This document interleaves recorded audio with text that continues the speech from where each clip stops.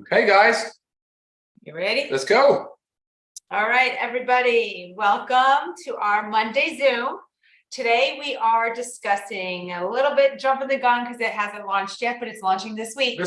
Yep, our creatine plus HMB combo. We have been super excited about this one. Yes. Also, we've been using it for Since high school. right. I mean, specifically this one, we've been using it for a while.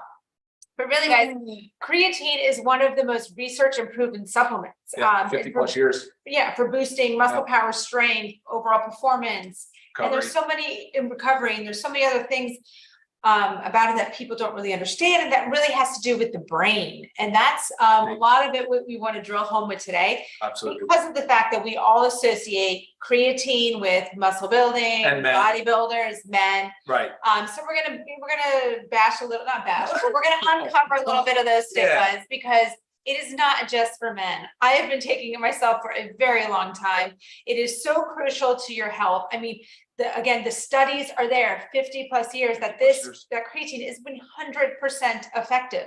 I mean, this is legit. Like we all need to be taking this every single day. Hundreds of studies. And then we've also added HMB. So Ryan's going to go into the science behind it all, and then I'll probably interrupt when he starts to get a little too No, that's awesome. Yeah, you're right on the money. And both of these, the creatine and the HMB, are just derivatives or metabolites of other amino acids. So for creatine, creatine is a naturally occurring non-essential amino acid. It's a derivative of other amino acids. So our body does make it on its own somewhat. So like our body on average needs 1 to 3 grams roughly of creatine a day just to function. And so half of that comes from diet though, but dietary sources are somewhat limited. We can only find it in red meat, seafood, really those 2 main categories. So vegetarians, of course, don't get enough typically creatine. And then the rest of it the body can make on its own by breaking down tissues and freeing it up and making creatine. So by the liver and the kidneys.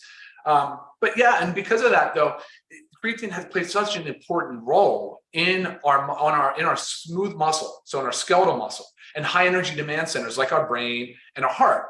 And so, but like Lisa said, 50 plus years, hundreds of studies, and there's 100% it works. And so why are not more people not taking it? Do you have a good answer to that? Right. I mean, I know a lot of people are, don't get me wrong. No, I really very popular in the bodybuilding, weightlifting. But I think outside of that, why they don't is just because of that stigma. We think like, oh, it's just for bodybuilding, it's just for men, and this whole thing of it causes you to gain weight, which we're also going to debunk that too. Yeah, totally. So listen to this real quick, and we'll talk about creatine first, then we'll talk about HMB. So if you think about creatine as a source of fuel, and it deposits in our tissue, so it's in our tissue. So an average person has about between 100 and 120 millimoles per kilogram, right? When you start supplementing with creatine, it can go as high as 160 millimoles per kilogram. And that's just the concentration in the tissue. So now you're talking about roughly a 30% plus increase in deposits, in stores of creatine. And that's a really important concept because people often think that like they need to take, and this is me, I feel kind of guilty for doing this, but I'll take it before a workout thinking it's fuel for my workout. That's actually not the truth. Right. Yeah, you can take it after. It's actually preferred to be taken after work. And we'll talk about that later on how to take. But so the benefits are though, not just for people, and Lisa wants to talk about this too, but not just for athletes. It is for everybody. It's for everybody because creatine being a major contributor of fuel for the cells and respiration, it's great for everything Lisa said. And now for brain health, I'm just so excited to have this product finally on the market for us. And a lot of it with brain health. So as with many things, unfortunately, things decline as we age. Oh, true. Things decline with also stressors. So if you think about like the creatine levels in our brain, even stressors of like lack of sleep, too much exercise, things like that can cause the depletion. So that's where the benefit of supplementing with creatine for the brain shows like increased cognitive function, improved memory. Yes. And then the extreme stressors, right? Injury, trauma. Good point. Stuff like that is the same thing that also decreases the creatine. And studies are proven to help benefit the brain in these individuals. Yeah, I love the point you just made though. For people that have injuries, creatine has been shown to be extremely beneficial in the recovery of these injuries. So, I mean, obviously as athletes, we all get injuries, but people just in general are always dealing with pain and musculoskeletal related injuries. So creatine is an awesome tool for that as well. Right. Awesome. So we've got we've got muscle, energy, brain, recovery. Yeah. And I mean, so let's talk about how the mechanism of actions, because we know, let's debunk actually what the stigma of, we think it maybe causes us to gain weight or water retention, put it that way.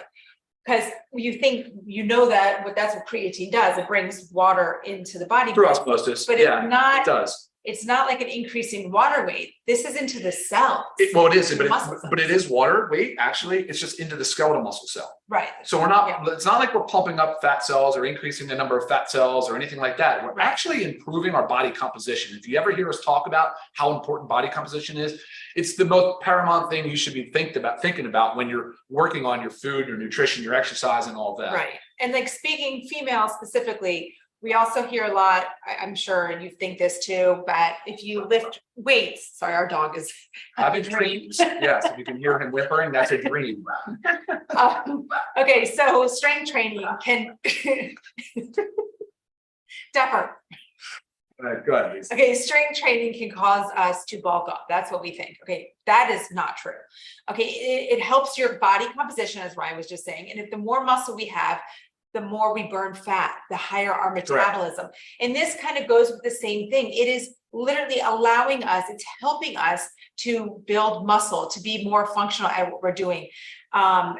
Therefore, our body composition is changing, right? Our muscle mass is going up and our fat mass is going down. That's why we love to focus on the lean body mass. That's the goal here. So you just have to switch your mentality when you're thinking about it. Like, trust me, I'm not going to take anything that is going to cause me to feel like fluffy and put on weight and bloated. Yeah, absolutely. That's not my goal. I don't think that's anybody's goal. So just wanting you to know, again, this is not just for men. This is for across the board. And there's so many proven benefits of creatine and females. I mean, I'm telling you, you could, I hate saying Google it because you get too much nonsense in there, but I mean, like reliable, legit studies. And if you need help finding some of those, maybe we can weed them out and use the sources that we use, but so many health benefits. And then I don't know if you want to talk about it now, HMB. Well, hold on. I wanted to highlight just a study, 12-week double blind. So there was a 12-week double blind placebo-controlled study, which is like the gold standard when you're talking about trials and studies, right? So in adults with sarcopenia, which we've talked about before, it's sort of that skinny fat syndrome where people have a lack of muscle mass, but they don't really look like they're morbidly obese. Anyway, those people analyzed grip strength, gait speed, chair stand test, body composition, inflammatory markers, all of which improved with statistical significance. And I can share that study with you guys. But anyway, that's the type of stuff we're looking for here. And, you know, so we feel very confident standing here and recommending a supplement like this for 50 years of usage and over hundreds of studies. So yes, absolutely, Lisa. Let's talk about HMB. Real quick, there are other forms of creatine. The most dominant one, and the one we really want, is creatine monohydrate. So that's what's in here, because I've already gotten that email question. So just if you're monohydrate, it's the most well-studied, and honestly, it's the most affordable. So that's another, good thing. All right, guys, HMB. HMB is also another derivative of an amino acid. It is derived from leucine. Now, if you recognize leucine, you'll recognize it as one of the branched chain amino acids. It is an essential amino acid, and we preach about it because it's so important in muscle protein synthesis. And so when leucine breaks down, it makes HMB. That is what's helping the body, A, go into muscle protein synthesis, so help us build lean skeletal muscle. And B, it also inhibits the breakdown. So it interrupts proteolysis. And so it slows down the degradation of muscle mass, which of course, like Lisa talks about, starting in the age of 30, we really do start to lose a significant amount of muscle mass. So clearly HMB plays a really important role. And there's also a ton of studies to support HMB as well. It's naturally occurring and it's great for recovery. I was going to say recovery. Recovery aspect is huge. Which also is like, as we age and we continue to push our bodies, we don't recover as well. So it's just such an amazing little combination supplement here. It is, but again, not just for athletes. We're not talking about an athlete-only supplement. Yes, that is how this is going to look, and it will be talked about that way because we always encourage fitness and being active, and leading an active lifestyle and focusing on body composition. But this is for also, there was a study, here we go again, with sedentary adults on HMB with vitamin D3, I think, and showed tremendous benefit in muscle protein. Right. It helps prevent muscle wasting. Yes. That's the bottom line. Yes. As we age, our muscle wastes away. This helps prevent that. Like, again, all this is about like prevention of things that happen to us when we age, really. So we want to get on top of it. Yep. So actually, I wanted to comment. I made a note because I thought it was cool. I know a lot of the science geeks out there enjoy reading and understanding more about the mTOR pathway. So HMB actually does have a direct increase in myofibrillar protein synthesis via the mTOR pathway. So for you guys out there that like that, you can look more into that as well. So, okay. Yeah, very cool studies. Ooh. Do we know what we're selling for? No, we're not. We don't actually. It's launching this week. So. Right. But as you guys know, as with all of our prices, extremely affordable because we want these products to get into the hands of everybody. So again, the warehouse, our manufacturer has the pallets. They're being shipped to us this week. It's going to be live. Make sure you get your hands. All right, who should take it? What should we expect? I'm going to look at some questions here too. So who should take it? Well, everybody. Okay. Well, who should not take it then? Maybe. So who should not take it? Actually, really, there's none. So the kidney thing comes up because, kidney health, because when you go to your physician and you get your blood work done and your serum creatinine, which is one of your metrics for kidney health, is elevated or on the high end of normal, if you're taking creatine, that can happen. But however, it's not actually the creatine that's causing any kidney damage. It may have just elevated that serum creatinine number a little bit, but that doesn't mean there's kidney damage. Matter of fact, dialysis clinics now, people on dialysis have been studied, they're chronically low because their kidney is not activating. Remember we said earlier about how the kidney and liver has to activate creatine in the body. If you're not getting enough in your diet, it's not doing it. So our dialysis patients are suffering with low creatine levels. And what's happening is they're losing their muscle mass, no energy. Their cognitive function is declining. Believe it or not, it's absolutely a big deal for them. And so now more nephrologists are adopting creatine supplementation in dialysis patients. Now, I am certainly not sitting here telling you if you're on dialysis to do that. I am telling you, though, however, to discuss it with your nephrologist or your medical provider.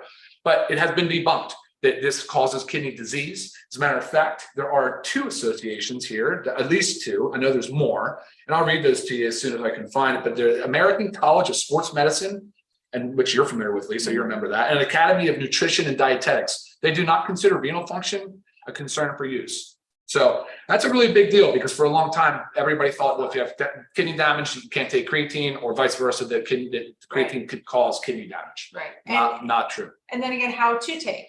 Yes. Daily. Okay, the studies show on it daily because I think I was reading that within 4 weeks. So if you completely stop the creatine, everything will reverse. 4 to 6 weeks. Correct. That's correct. Effect. Yeah. So you want to be taking it every day, ideally after a workout. Sure. No. Oh yeah. Sorry. I'm sorry. After a workout, I was always under the impression that it was almost like fuel for the workout. It's not. It's just replacing the stores that were going to be depleted by the body naturally. So after a workout with carbohydrates and some protein. And if you're not working out, doesn't matter. Just make sure you're taking it daily. We are big believers of not flavoring things when possible. So therefore this is not flavored. It's not bad. Mix it with water. It's totally palatable. Doesn't taste bad at all. Drink it. No issue. 1 scoop. It's only 8 grams, literally just creatine and HMB. There's nothing else to it. I mean, that's what's amazing about this thing. So you guys will really appreciate that. Right. And there are some benefits, like that you can combine it with taking it with carbohydrates. So this is something too, like if you were taking it after a workout, I mean, you guys can throw it into your smoothie. Like sometimes it's like the combination of things, not having to mix. Yeah, that's all I'm doing. So many things. Absolutely. And also what to expect. You can expect an increase in lean muscle mass, stamina, endurance, performance in 4 weeks, actually, as early as 2 weeks, just by supplementing with creatine. It is approved by the International Olympic Committee. It is not banned by the World Anti-Doping Agency. I mean, this is considered an approved performance enhancing 100%. molecule. One of the studies I was reading, it says with increase in strength by 10 to 15% in 4 weeks. That's really big. That is a very big deal. Really big deal. The studies all support this. The literature is there. So there's no reason to not start supplementing with your creatine HMB. Yeah, no doubt about it. No need for loading dose. So some people have discussed loading dose to get your saturation levels up or to reach your steady state concentration. Not necessary. You can do between 2 and 5 grams every day. And after about 4 weeks, you'll reach your steady state concentration. And then you're just in a maintenance phase. But you can do that same scoop. Depends a little bit on weight, but for average people, everybody about 1 scoop a day. It's 5 grams of creatine monohydrate and 3 grams of beta hydroxy beta methylbutyrate. I don't know. Yeah, you can keep looking at that. Oh, also another study that showed that taking it with, so HMB and creatine if you take it, had additive effects. However, it was a study that showed HMB and D3, I think, had synergistic effects, which is a big deal on bone and muscle health. Looking at questions. Hold on. 30 servings per container. Yeah, 30 servings per container. Yep. This is like. Mm-mm. Okay. That's not relevant to this discussion. Okay. I just made some simple notes that just kind of track on. We covered everything. Okay, we covered how to take daily, when do you take it? I already said you can put it in with the protein powder in a smoothie, 100%. Yeah, that was the other questions that are not relevant to what we're talking about now, guys. You always email me, but when we do these product Zooms, we only answer the questions that pertain to the Zoom. So always email me and check out the YouTube page too, because I'm seeing some of these questions here about other products. Watch the product video. They're all out there. Right? Yes, absolutely. All right. Anything else? No, I think we covered everything. It's right on 15 minutes. That's always our goal. But with a new product launch comes so much excitement, guys. We're pumped to have this. I mean, like I said, since high school, I've been using creatine. And I'm just turned 43 years old, and I actually dunked on a 10-foot rim the other day. And I'm going to say creatine had a big part in that. There you go. Yeah. So get your creatine, but pay attention to the launch of it this week so you can get your orders in. Absolutely. Yeah. All right, guys. As usual, thank you very much for joining us on this Monday. Have a super productive week. We'll see you next time. Bye, guys. All right.